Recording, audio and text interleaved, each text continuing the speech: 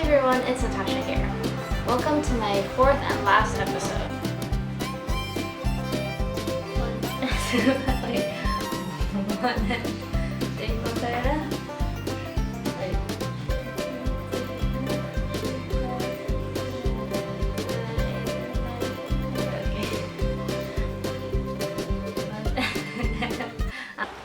To wrap up everything for the past 3 episodes of this senior thesis series, I'd like to kind of walk through you guys to the past previous episodes and just, conclude everything. There's a cat behind me.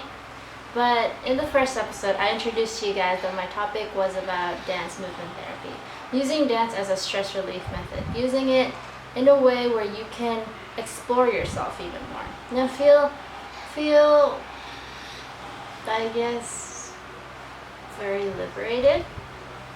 Then again, the second episode I gave you a couple points, my argument points along the subject, because you know how people, they're not very familiar with it.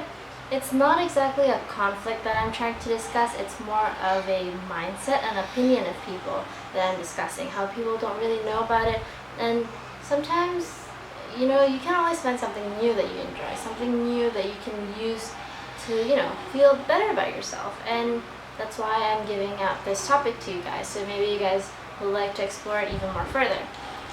So what I want to discuss today is basically, dance movement therapy has been a thing for a very long time. And most people don't know about it because it's not very common here where I live.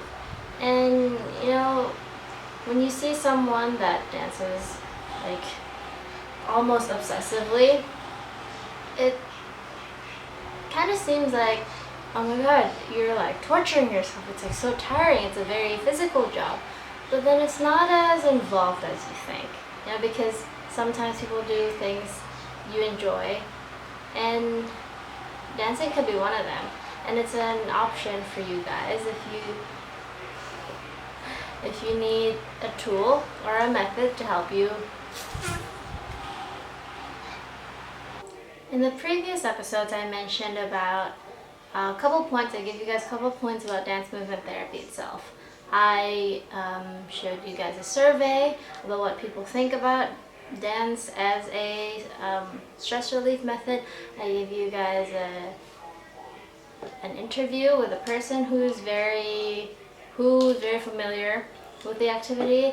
I gave you guys a couple argument points, a couple sources that you guys could probably look up so that you guys are more informed about that. And dance movement therapy has actually been used to conduct, not medication, therapy for people who have several problems. Not in a sense where it's bad, because, well, if you have a problem and you know that you need to do something about it, people have actually done that. And it showed that it actually helps people in a sense where it develops them socially, creatively, and it makes them more physical, they're more healthy, and they make friends, they could create more, they know different ways they could use their bodies to express themselves, they know how to, let everything go. If you can't speak in front of like an entire classroom, then if you can dance, and you can dance in front of millions of people. And that boosts their confidence, so that kind of helps them. And for me personally, it helped me in the same way. So that's exactly why I'm very passionate about this subject that I'm trying to deliver to you guys.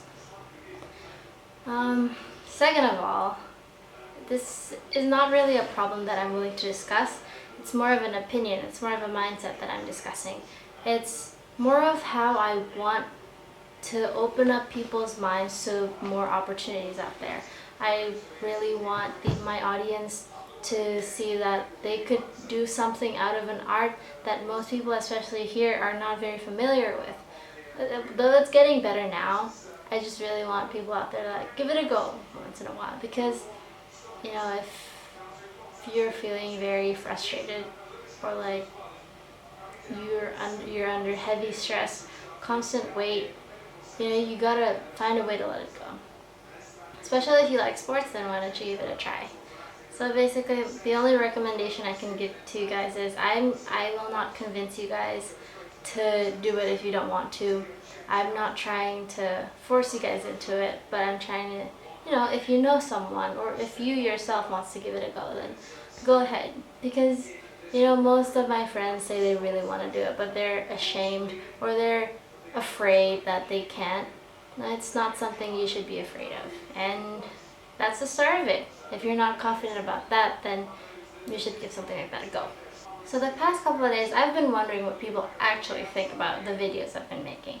So I asked a couple people about what they think about my video and how it has affected them. So after watching the video, I've gained a new perspective towards dance and the way that it could be used as a medium to reduce levels of stress in the body itself. Now, from this research, I will try to use dance as a method to reduce stress whenever I have it. So that's the end of my last episode. The end of the end. And I've had a lot of fun doing this, and if I get to make another video, then I will. And hopefully you guys enjoy watching this 4-episode series on my senior thesis project. Thank you!